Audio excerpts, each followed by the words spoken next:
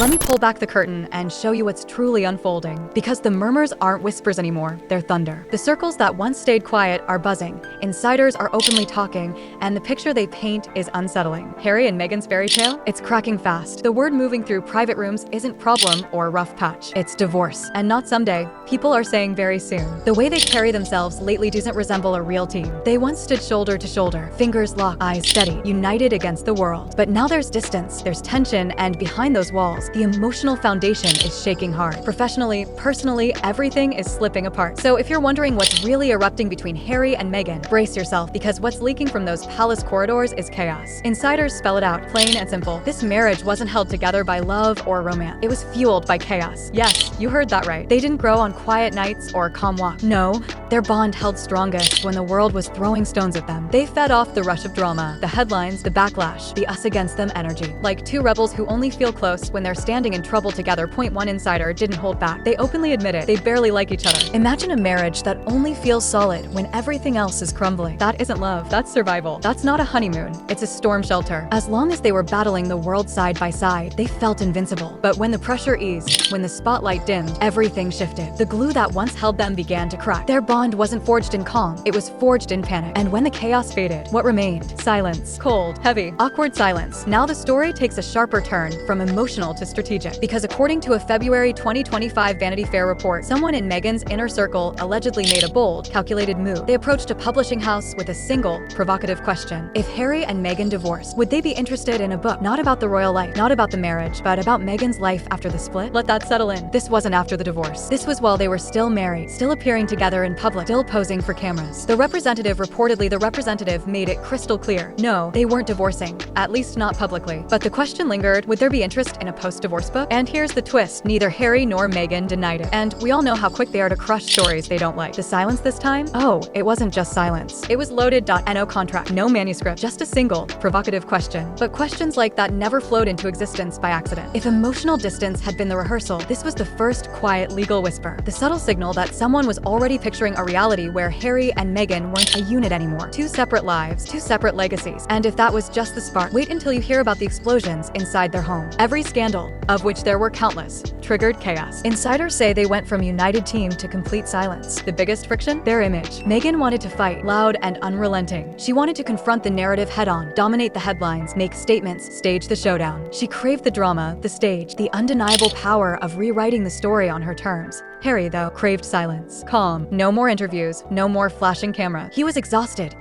by the relentless drama, the unending backlash. He wanted fewer headlines, fewer battles, just a fragment of peace. Inside their sprawling mansion, it wasn't a love story anymore. It was strategy versus strategy, ego against ego, fire against ice. Every new scandal, every accusation, every racial allegation, every failed deal became fuel for another explosive showdown. Point one insider described it as crisis after crisis, the two of them constantly detonating at each other. Harry reportedly felt buried, trapped under a storm of negative publicity, suffocating beneath headlines he couldn't outrun. Meghan, meanwhile, was a tempest of fury, furious at the brand crumbling, furious at the ridicule, furious as her carefully curated global image began to slip. It was like watching two people in a sinking ship, one screaming to row harder, the other begging to stop rocking it. And when frustration festers into resentment, resentment blossoms into blame. And blame, that's the poison no marriage can survive. Until now, Harry always seemed the loyal soldier, standing unwavering beside Meghan, defending her, battling critics, playing the flawless ride-or-die husband. But insiders say something finally broke. They claim Harry has been yearning for one thing he sacrificed long ago: home. The UK. Not the fame, not the Hollywood lights, not the relentless Netflix glare, but home. The pub nights, the old friends, the laughter, the simple sense of belonging. Sources even whisper he misses being genuinely liked. Imagine that. Prince Harry, once the charming royal everyone adored, now feeling like an outsider in a world that doesn't understand him. He reportedly despises the Hollywood treadmill, the endless branding, the performative smiles, the staged glitz. To him, it's alien, suffocating, like wearing a suit stitched by someone else's rule. As their public image spiraled downward, he began fading into the background, eclipsed in his own story. Then came the solo appearances, the quiet birthdays, the distance you could almost touch, and the thoughts grew louder, persistent. I want my old life back. Not the throne, not the crown, not royal power, just peace. Because Harry isn't merely exhausted anymore. He's homesick. Homesick for a life without chaos, without cameras, without performance. And when a man begins dreaming of escape, he's already halfway gone, halfway halfway out the door. Now, let's peel back another layer of their brand. Because Harry and Meghan weren't just a couple, they were a carefully curated empire. And when that empire started crumbling, the marriage began to fracture. The numbers don't lie. Royal favorability polls revealed Harry's positive ratings plummeting to 28%, with 58% viewing him negatively. Meghan fell even harder, 20% positive,